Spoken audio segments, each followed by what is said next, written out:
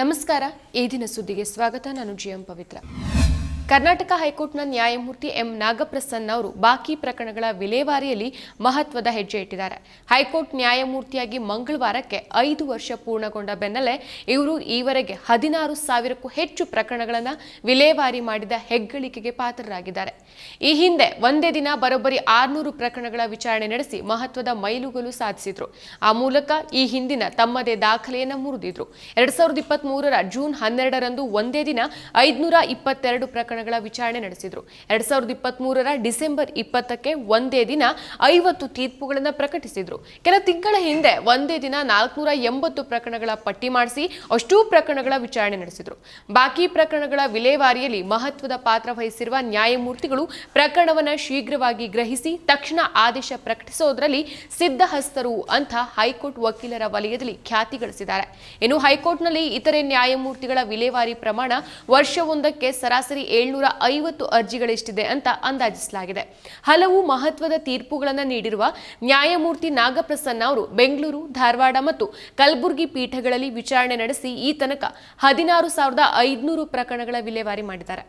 ಇವುಗಳಲ್ಲಿ ವಿಭಾಗೀಯ ಪೀಠದಲ್ಲಿ ಭಾಗಿಯಾಗಿ ವಿಲೇವಾರಿ ಮಾಡಿದ ಪ್ರಕರಣಗಳನ್ನು ಹೊರತುಪಡಿಸಲಾಗಿದೆ ಅಂತ ಹೈಕೋರ್ಟ್ ಮೂಲಗಳು ತಿಳಿಸಿರುವುದಾಗಿ ಬಾರ್ ಅಂಡ್ ಬೆಂಚ್ ವರದಿ ಮಾಡಿದೆ. ಕರ್ನಾಟಕದಲ್ಲಿ 5 ವರ್ಷದೊಳಗಿನ 1,30,000 ಮಕ್ಕಳು ಅಪೌಷ್ಟಿಕತೆಯಿಂದ ಬಳಲ್ತಾ ಇದ್ದಾರೆ. ಅವರಲ್ಲಿ 11,674 ಮಕ್ಕಳು ತೀವ್ರ ಅಪೌಷ್ಟಿಕತೆಯನ್ನು ಎದುರಿಸ್ತಾ ಇದ್ದಾರೆ ಅಂತ ಮಹಿಳಾ ಮತ್ತು ಮಕ್ಕಳ ಅಭಿವೃದ್ಧಿ ಇಲಾಖೆ ನೀಡಿರುವ ಅಂಕಿಅಂಶಗಳಲ್ಲಿ ಹೇಳಲಾಗಿದೆ. ಮಕ್ಕಳಲ್ಲಿ ಪೌಷ್ಟಿಕತೆಯನ್ನು ಹೆಚ್ಚಿಸೋಕೆ ಸಮಗ್ರ ಮಕ್ಕಳ ಅಭಿವೃದ್ಧಿ ಕಾರ್ಯಕ್ರಮವನ್ನು ಸರ್ಕಾರ ನಡೆಸ್ತಾ ಇದೆ. ರಾಜ್ಯದಾದ್ಯಂತ 65,911 ಅಂಗನವಾಡಿ ಕೇಂದ್ರಗಳಿದ್ದು ಅವುಗಳ ಮೂಲಕ ICDS ಕಾರ್ಯಕ್ರಮವನ್ನು ಅನುಷ್ಠಾನಗೊಳಿಸಲಾಗಿದೆ. ಈ ಅಂಗನವಾಡಿಗಳಲ್ಲಿ 5 ವರ್ಷದೊಳಗಿನ ಒಟ್ಟು 32.91 ಲಕ್ಷ ಮಕ್ಕಳು ಶಿಕ್ಷಣ ಮತ್ತು ಆಹಾರವನ್ನು ಪಡಿತಾ ಇದ್ದಾರೆ. ಲಕ್ಷಾಂತರ ಮಕ್ಕಳು ಅಪೌಷ್ಟಿಕತೆಯಿಂದ ಬಳಲ್ತಾ ಇದ್ದಾರೆ. ಬಡವರು ಮತ್ತು ತಳ ಸಮುದಾಯದ ಕುಟುಂಬಗಳಲ್ಲಿನ ಮಕ್ಕಳಲ್ಲಿ ಹೆಚ್ಚು ಅಪೌಷ್ಟಿಕತೆ ಕಾಡ್ತಾ ಇದೆ. ICDS ಕಾರ್ಯಕ್ರಮಕ್ಕಾಗಿ ಸರ್ಕಾರ ನೀಡ್ತಾ ಇದ್ದಂತ ಅನುದಾನದಲ್ಲಿ ಕಡಿತ ಆಗಿದೆ. 2024ರ ಬಜೆಟ್ನಲ್ಲಿ 300 ಕೋಟಿ ರೂಪಾಯಿ ಕಡಿತ ಮಾಡಲಾಗಿದೆ. ಇದು ಕೂಡ ಮಕ್ಕಳ ಅಪೌಷ್ಟಿಕತೆಯ ಮೇಲೆ ಪರಿಣಾಮ ಬೀರ್ತಾ ಇದೆ. ಅಷ್ಟೇ ಅಲ್ಲ, ಅಂಗನವಾಡಿ ಕೇಂದ್ರಗಳ ಸ್ಥಿತಿಗತಿಗಳು ಸಹ ಮಕ್ಕಳ ಆರೋಗ್ಯದ ಮೇಲೆ ಪರಿಣಾಮ ಬೀರ್ತಾ ಇದೆ ಅಂತ ಆರೋಪಿಸಲಾಗಿದೆ. ರಾಜ್ಯದ ಹಲವು ಅಂಗನವಾಡಿ ಕೇಂದ್ರಗಳು ಕಳಪೆ ಸ್ಥಿತಿಯಲ್ಲಿದೆ.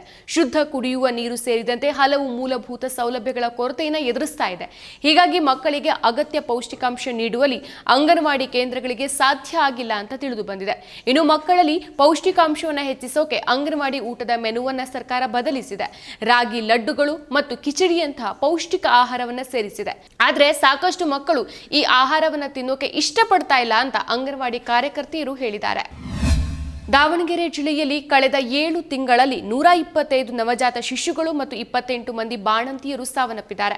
ಮೃತರಲ್ಲಿ ಅತಿ ಹೆಚ್ಚು ಮಂದಿ ಸರ್ಕಾರಿ ಆಸ್ಪತ್ರೆಯಲ್ಲಿಯೇ ಮೃತರಾಗಿದ್ದಾರೆ ಅನ್ನೋ ಆಘಾತಕಾರಿ ಸುದ್ದಿ ಬೆಳಕಿಗೆ ಬಂದಿದೆ. 2024ರ ಏಪ್ರಿಲ್ ಮತ್ತು ನವೆಂಬರ್ ನಡುವೆ 125 ನವಜಾತ ಶಿಶುಗಳು ಮತ್ತು 28 ಮಂದಿ ಬಾಣಂತಿಯರು ಮೃತಪಟ್ಟಿದ್ದಾರೆ. ಈ ಪೈಕಿ ಚಿಗಟೇರಿ ಸರ್ಕಾರಿ ಆಸ್ಪತ್ರೆಯಲ್ಲಿ 111 ಶಿಶುಗಳು ಮೃತಪಟ್ಟಿದ್ರೆ ದಾವಣಗೆರೆಯ ಮಹಿಳಾ ಮತ್ತು ಮಕ್ಕಳ ಆಸ್ಪತ್ರೆಯಲ್ಲಿ 24 ಶಿಶುಗಳು ಸಾವನ್ನಪ್ಪಿದೆ. ಮೃತಪಟ್ಟ ಬಾಣಂತಿಯರಲ್ಲಿ ಸರ್ಕಾರಿ ಆಸ್ಪತ್ರೆಗಳಲ್ಲಿಯೇ 23 ಮಂದಿ ಸಾವನ್ನಪ್ಪಿದ್ದು 5 ಖಾಸಗಿ ಆಸ್ಪತ್ರೆಯಲ್ಲಿ ಕೊನೆಯುಸಿರೆಳೆದಿದ್ದಾರೆ ಅಂತ ವರದಿಯಾಗಿದೆ.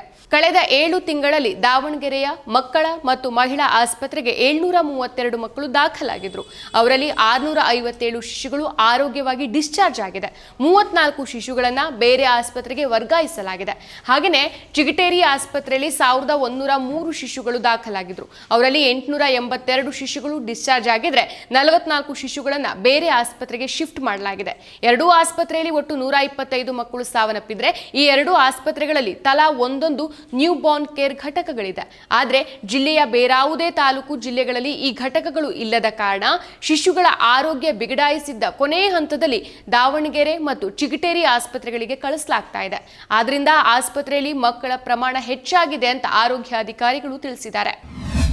ಭಾರತದಲ್ಲಿ ನಡೆಯುವ ಚುನಾವಣೆಗಳಲ್ಲಿ ಮತ್ತೆ ಬ್ಯಾಲೆಟ್ ಪೇಪರ್ ಬಳಕೆಯನ್ನ ಜಾರಿಗೆ ತರಬೇಕು, EVM ಬಳಕೆಯನ್ನ ನಿಷೇಧಿಸಬೇಕು ಅಂತ ಕೋರಿ ಸಲ್ಲಿಸಲಾಗಿದ್ದ ಅರ್ಜಿಯನ್ನ ಸುಪ್ರೀಂ ಕೋರ್ಟ್ ವಜಾಗೊಳಿಸಿದೆ. ಇನ್ನು ಅರ್ಜಿಗಳ ವಿಚಾರಣೆ ನಡೆಸಿರುವ ಸುಪ್ರೀಂ ಕೋರ್ಟ್ನ ನ್ಯಾಯಮೂರ್ತಿಗಳಾದ ವಿಕ್ರಮ್ನಾಥ್ ಮತ್ತು PB ವರಾಳೆ ಅವರಿದ್ದಂತ ಪೀಠ, ನೀವು ಚುನಾವಣೆಯಲ್ಲಿ ಗೆದ್ದಾಗ EVMಗಳನ್ನ ಟ್ಯಾಂಪರ್ ಮಾಡಿರೋದಿಲ್ಲ, ನೀವು ಚುನಾವಣೆಯಲ್ಲಿ ಸೋತಾಗ EVMಗಳನ್ನ ಟ್ಯಾಂಪರ್ ಮಾಡಲಾಗತ್ತಾ ಅಂತ ಅರ್ಜಿದಾರರನ್ನ ಪ್ರಶ್ನಿಸಿದ್ದಾರೆ. ಇನ್ನು ಅರ್ಜಿಯನ್ನ ವಜಾಗೊಳಿಸಿದ್ದಾರೆ. ಅರ್ಜಿ ಸಲ್ಲಿಸಿದ ಅರ್ಜಿದಾರ ಕೆಎ ಪೌಲ್ ಅವರನ್ನ ಪ್ರಶ್ನಿಸಿದ ಪೀಠ, ನಿಮ್ಮ ಬಳಿ ಆಸಕ್ತಿದಾಯಕ ಪಿಐಎಲ್ಗಳಿವೆ. ಈ ಅದ್ಭುತ ವಿಚಾರಗಳನ್ನ ನೀವು ಹೇಗೆ ಪಡಿತೀರಿ? ನೀವು ಈ ರಾಜಕೀಯ ಕ್ಷೇತ್ರಕ್ಕೆ ಯಾಕೆ ಬರ್ತಾ ಇದ್ದೀರಿ? ನಿಮ್ಮ ಕೆಲಸದ ಕ್ಷೇತ್ರ ತುಂಬಾ ಭಿನ್ನವಾಗಿದೆ ಅಂತ ಹೇಳಿದೆ. ಇನ್ನು ಅರ್ಜಿದಾರ ಪೌಲ್ ಅವರು 3 ಲಕ್ಷಕ್ಕೂ ಹೆಚ್ಚು ಅನಾಥರು ಮತ್ತು 40 ಲಕ್ಷ ವಿಧವೆಯರನ್ನ ರಕ್ಷಿಸಿದ ಸಂಸ್ಥೆಯ ಅಧ್ಯಕ್ಷರಾಗಿದ್ದಾರೆ. ಇವರು 150ಕ್ಕೂ ಹೆಚ್ಚು ದೇಶಗಳಿಗೆ ಹೋಗಿದ್ದಾರೆ. ಬಹುತೇಕ ರಾಷ್ಟ್ರಗಳು ಬ್ಯಾಲೆಟ್ ಪೇಪರ್ ಮತದಾನವನ್ನು ಅಳವಡಿಸಿಕೊಂಡಿದೆ. ಭಾರತ ಕೂಡ ಇದನ್ನ ಅನುಸರಿಸಬೇಕು ಅಂತ ಇವರು ವಾದಿಸಿದ್ದಾರೆ. ಇನ್ನು ಇವರ ವಾದಕ್ಕೆ ಪ್ರತಿಕ್ರಿಯಿಸಿದ ಪೀಠ, ನೀವು ಪ್ರಪಂಚದ ಇತರ ಭಾಗಗಳಿಗಿಂತ ಭಿನ್ನವಾಗಿರೋಕೆ ಯಾಕೆ ಬಯಸೋದಿಲ್ಲ ಅಂತ ಕೇಳಿದೆ.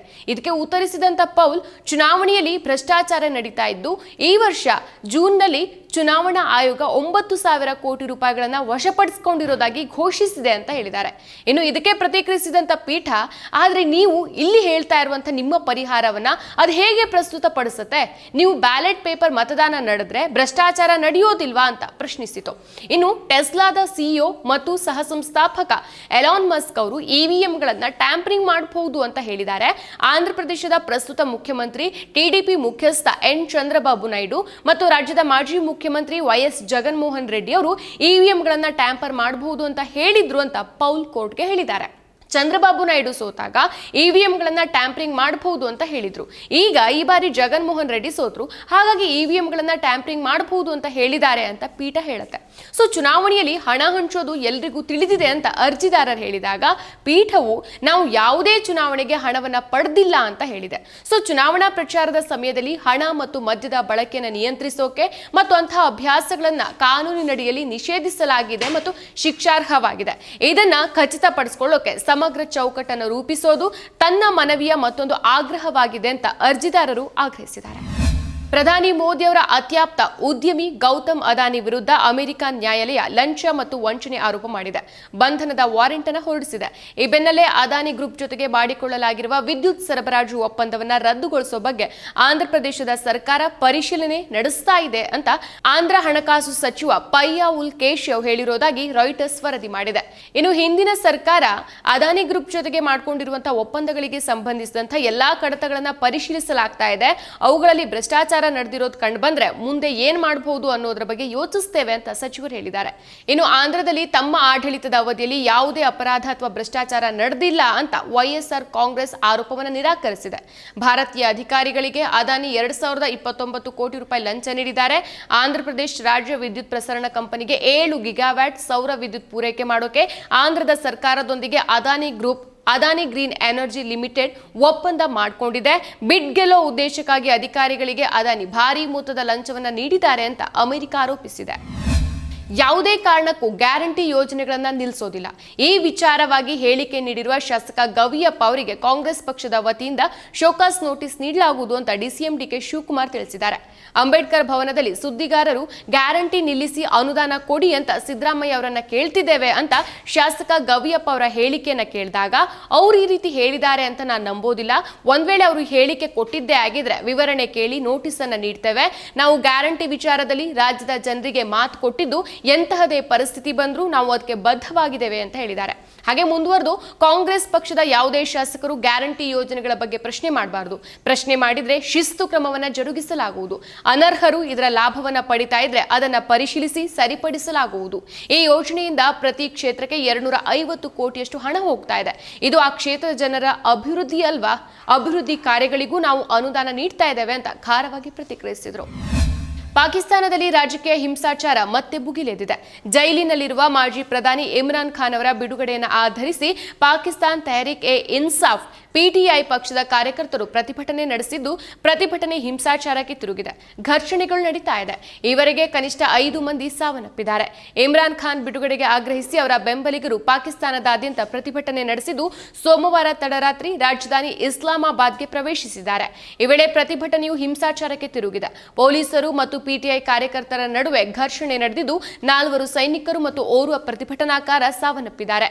119ಕ್ಕೂ ಹೆಚ್ಚು ಮಂದಿ ಗಾಯಗೊಂಡಿದ್ದಾರೆ. ಹಿಂಸಾಚಾರ ಗೋಳೀಬಾರ ತೀವ್ರಗೊಂಡಿದ್ರಿಂದ ಪಾಕಿಸ್ತಾನ ಸೇನೆಯು ಇಸ್ಲಾಮಾಬಾದ್ನಲ್ಲಿ ಶೂಟ್ ಎಟ್ ಸೈಟ್ ಅಂದ್ರೆ ಕಂಡಲ್ಲಿ ಗುಂಡು ಅನ್ನೋ ಆದೇಶವನ್ನ ಹೊರಡಿಸಿದೆ. ಇನ್ನು ರಾಷ್ಟ್ರವ್ಯಾಪಿ ನಡೀತಾ ಇರುವಂತಹ ಪ್ರತಿಭಟನೆಗಳನ್ನು ನಿಗ್ರಹಿಸೋಕೆ ಪ್ರಧಾನಿ ಶೆಹಬಾಜ್ ಶರೀಫ್ ಅವರ ಸರ್ಕಾರ ನಿರಂತರ ಪ್ರಯತ್ನ ನಡೆಸ್ತಾ ಇದೆ. ಜನಾದೇಶ ತಿರುಚುವಿಕೆ, ಇಮ್ರಾನ್ ಖಾನ್ ಅನ್ಯಾಯದ ಬಂಧನ ಮತ್ತು 26ನೇ ತಿದ್ದುಪಡಿಯ ಅಂಗೀಕಾರವನ್ನು ಖಂಡಿಸಿ ಇಮ್ರಾನ್ ಖಾನ್ ಬೆಂಬಲಿಗರು ನವೆಂಬರ್ 24ರಂದು ರಾಷ್ಟ್ರವ್ಯಾಪಿ ಪ್ರತಿಭಟನೆಗೆ ಕರೆ ನೀಡಿದರು. ಮುಸ್ಲಿಮರಿಗೆ ಮತದಾನದ ಹಕ್ಕಿಲ್ಲದಂತೆ ಮಾಡಬೇಕು, ಆಗ ಎಲ್ಲವೂ ಸರಿಯಾಗತ್ತೆ ಅಂತ ವಿಶ್ವ ಒಕ್ಕಲಿಗರ ಮಹಾಸಂಸ್ಥಾನ ಮಠದ ಚಂದ್ರಶೇಖರ್ ಸ್ವಾಮೀಜಿ ದ್ವೇಷ ಭಾಷಣ ಮಾಡಿದ್ದಾರೆ. ವಕ್ಫ್ ವಿಚಾರವಾಗಿ ಬೆಂಗಳೂರು ನಗರದ ಫ್ರೀಡಂ ಪಾರ್ಕ್ನಲ್ಲಿ ಭಾರತೀಯ ಕಿಸಾನ್ ಸಂಘದ ಪ್ರತಿಭಟನೆಯಲ್ಲಿ ಭಾಗಿಯಾಗಿ ಮಾತನಾಡಿದ ಸ್ವಾಮೀಜಿ, ದೇಶದಲ್ಲಿ ವಕ್ಫ್ ಮಂಡಳಿಯೇ ಇಲ್ಲದಂತೆ ಮಾಡಬೇಕು, ಮುಸ್ಲಿಂ ಜನಾಂಗಕ್ಕೆ ಮತದಾನದ ಹಕ್ಕೇ ಇಲ್ಲದಂತೆ ಕಾನೂನು ಮಾಡಿದ್ರೆ ಎಲ್ಲಾನು ಸರಿಯಾಗತ್ತೆ, ಖಂಡಿತ ಅದನ್ನ ಮಾಡಬೇಕು ಅಂತ ಹೇಳಿದ್ದಾರೆ. ಪಾಕಿಸ್ತಾನದಲ್ಲಿ ಬೇರೆಯವರಿಗೆ ಮತ ಹಾಕುವ ಅಧಿಕಾರ ಇಲ್ಲ, ಅದೇ ರೀತಿ ನಮ್ಮ ಭಾರತದಲ್ಲಿಯೂ ಮುಸ್ಲಿಮರಿಗೆ ಮತದಾನ ಮಾಡೋ ಹಕ್ಕಿಲ್ಲದಂತೆ ಮಾಡಿದ್ರೆ ಅವರು ಅವರ ಪಾಡಿಗಿರ್ತಾರೆ, ಖಂಡಿತವಾಗ್ಲೂ ಎಲ್ಲರೂ ನೆಮ್ಮದಿಯಾಗಿರೋಕೆ ಸಾಧ್ಯ ಅಂತ ಹೇಳಿದ್ರು. ಇನ್ನು ಈ ಹಿಂದೆಯೂ ಚಂದ್ರಶೇಖರ್ ಸ್ವಾಮೀಜಿಯವರ ವಿವಾದಾತ್ಮಕ ಹೇಳಿಕೆಗಳು ಸುದ್ದಿಯಾಗಿತ್ತು. ಉತ್ತರ ಕರ್ನಾಟಕ ಹಾಗೂ ದಕ್ಷಿಣ ಕರ್ನಾಟಕ ಇಬ್ಬಾಗ ಆಗಬೇಕು, ಹಾಗಾದರೆ ಮಾತ್ರ ಉತ್ತರ ಕರ್ನಾಟಕ ಅಭಿವೃದ್ಧಿ ಆಗತ್ತೆ ಅಂತ ವಿವಾದಾತ್ಮಕ ಹೇಳಿಕೆಯನ್ನ ಕೊಟ್ಟಿದ್ರು. ಇನ್ನು ಸ್ವಾಮೀಜಿಯ ಹೇಳಿಕೆಗೆ ತೀವ್ರ ಆಕ್ರೋಶ ವ್ಯಕ್ತವಾಗ್ತಾ ಇದೆ. ಸ್ವಾಮೀಜಿಗಳೇ ಈ ರೀತಿ ಹೇಳಿಕೆಗಳನ್ನ ನೀಡಿ ನಿಮ್ಮ ಮೇಲಿರುವ ಗೌರವವನ್ನ ಕಳ್ಕೊಳ್ಬೇಡಿ, ಸ್ವಾಮೀಜಿ ರಾಜಕೀಯಕ್ಕೆ ಪ್ರವೇಶಿಸಬಾರದು ಅಂತ ನೆಟ್ಟಿಗರು ಕಾಲೆಳೆದಿದ್ದಾರೆ. Greater Hyderabad municipal corporation GHMC ವ್ಯಾಪ್ತಿಯಲ್ಲಿ ಶಾಸಕರು, ಸಂಸದರು, ಪೌರ ಕಾರ್ಮಿಕರು, ನ್ಯಾಯಾಧೀಶರು, ರಕ್ಷಣಾ ಸಿಬ್ಬಂದಿ ಮತ್ತು ಪತ್ರಕರ್ತರಿಗೆ ಆದ್ಯತೆ ಮೇರೆಗೆ ನಿವೇಶನ ಹಂಚಿಕೆ ಮಾಡುವ ಸರ್ಕಾರದ ಆದೇಶವನ್ನು ಸುಪ್ರೀಂ ಕೋರ್ಟ್ ಸೋಮವಾರ ರದ್ದುಗೊಳಿಸಿದೆ ಅಂತ ಲೈವ್ ಲಾ ವರದಿ ಮಾಡಿದೆ. ಮುಖ್ಯ ನ್ಯಾಯಮೂರ್ತಿ ಸಂಜೀವ್ ಖನ್ನಾ ಮತ್ತು ನ್ಯಾಯಮೂರ್ತಿ ದೀಪಂಕರ್ ದತ್ತಾ ಅವರ ಪೀಠವು ಆದ್ಯತೆ ಹಂಚಿಕೆಯನ್ನು ಅನುಮತಿಸುವ ಸರ್ಕಾರದ ಆದೇಶ ವಿಚಿತ್ರ ಮತ್ತು ತರ್ಕಬದ್ಧ ಅಲ್ಲ ಅಂತ ಅಭಿಪ್ರಾಯಪಟ್ಟಿದೆ. ಇದು ಅಸಮಾನತೆಯನ್ನು ಉತ್ತೇಜಿಸುತ್ತೆ ಮತ್ತು ಸಂವಿಧಾನದ 14ನೇ ವಿಧಿ ಸಮಾನತೆಯನ್ನು ಉಲ್ಲಂಘಿಸಲಾಗಿದೆ ಅಂತ ಹೇಳಿದ್ದಾರೆ. ಸಂಸದರು, ಶಾಸಕರು, ಅಖಿಲ ಭಾರತ ಸೇವಾ ಅಧಿಕಾರಿಗಳು, ರಾಜ್ಯ ಸರ್ಕಾರಿ ಅಧಿಕಾರಿಗಳು, ನ್ಯಾಯಾಧೀಶರು ಮತ್ತು ಪತ್ರಕರ್ತರನ್ನ ಮೂಲ ದರದಲ್ಲಿ ಭೂ ಮಂಜೂರಾತಿಗೆ ಪ್ರತ್ಯೇಕ ವರ್ಗ ಅಂತ ವರ್ಗೀಕರಿಸಿ ಆಗಿನ ಆಂಧ್ರಪ್ರದೇಶದ ಸರ್ಕಾರ 2005ರಲ್ಲಿ ಹೊರಡಿಸಿದ ಜ್ಞಾಪಕ ಪತ್ರವನ್ನ ಬದಿಗೊತ್ತಿ ನ್ಯಾಯಾಲಯ ಆದೇಶ ಹೊರಡಿಸಿದೆ. ಗ್ರೇಟರ್ ಹೈದರಾಬಾದ್ ಮುನ್ಸಿಪಲ್ ಕಾರ್ಪೊರೇಷನ್ನ ವ್ಯಾಪ್ತಿಯಲ್ಲಿರುವ ಭೂಮಿಯನ್ನ ಈ ವಿಭಾಗಗಳಿಗೆ ಮಂಜೂರು ಮಾಡಿ 2008ರಲ್ಲಿ ನೀಡಲಾದ ಆದೇಶವನ್ನು ಸರ್ಕಾರ ರದ್ದುಗೊಳಿಸಿದೆ ಅಂತ ಲೈವ್ ಲಾ ವರದಿ ಮಾಡಿದೆ. ಈ ಆದೇಶ ಒಂದು ಕೆಟ್ಟ ಕಾನೂನು ಮತ್ತು ಸಂವಿಧಾನದ ವಿಧಿ 14ರ ಉಲ್ಲಂಘನೆ ಅಂತ ನ್ಯಾಯಾಲಯ ಹೇಳಿದೆ. 2010ರಲ್ಲಿ ತೆಲಂಗಾಣ ಹೈಕೋರ್ಟ್ ಸರ್ಕಾರದ ಆದೇಶವನ್ನ ಭಾಗಶಃ ರದ್ದುಗೊಳಿಸಿತು. ಇದರ ವಿರುದ್ಧ ತೆಲಂಗಾಣ ಸರ್ಕಾರ, ಸಹಕಾರ ಸಂಘಗಳು ಮತ್ತು ಅದರ ಸದಸ್ಯರು ಸಲ್ಲಿಸಿದ ಅರ್ಜಿಗಳನ್ನು ನ್ಯಾಯಾಲಯ ವಜಾಗೊಳಿಸಿದೆ.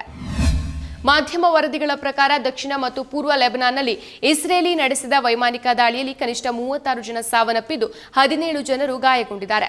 ಬಾಲ್ಬೇಕ್ ಹರ್ಮೆಲ್ನ ಪೂರ್ವ ಲೆಬನಾನಿನ ಗವರ್ನರೇಟ್ ಮೇಲೆ ಇಸ್ರೇಲಿ ನಡೆಸಿದ ವೈಮಾನಿಕ ದಾಳಿಯಲ್ಲಿ ನಬಿ ಚಿಟ್ ಗ್ರಾಮದ ವಸತಿ ಅಪಾರ್ಟ್ಮೆಂಟ್ನಲ್ಲಿ 8 ಮತ್ತು ಹರ್ಮೆಲ್ನ ಇತರ 3 ಸೇರಿದಂತೆ 11 ಜನರು ಸಾವನ್ನಪ್ಪಿದ್ದಾರೆ ಅಂತ ರಾಷ್ಟ್ರೀಯ ಮಾಧ್ಯಮಗಳು ಸೋಮವಾರ ವರದಿ ಮಾಡಿದೆ. ದಕ್ಷಿಣ ಲೆಬನಾನ್ನಲ್ಲಿ ಇಸ್ರೇಲಿ ನಡೆಸಿದ ವೈಮಾನಿಕ ದಾಳಿಯು 25 ಜನರನ್ನ ಕೊಂದಿದೆ. ಇದರಲ್ಲಿ ಮರ್ಕೆ ಗ್ರಾಮದಲ್ಲಿ 9, ಐನ್ಬೋಲ್ ಗ್ರಾಮದಲ್ಲಿ 3, ಫಜಿನ್ ಗ್ರಾಮದಲ್ಲಿ 2, ಟೈರ್ ಜಿಲ್ಲೆಯಲ್ಲಿ 10 ಮತ್ತು ಎನ್ಎನ್ಎ ಯಹಮೋರ್ ಗ್ರಾಮದಲ್ಲಿ 1 ಸಾವನ್ನಪ್ಪಿ 17 ಜನ ಗಾಯಗೊಂಡಿದ್ದಾರೆ ಅಂತ ವರದಿ ಮಾಡಿದೆ.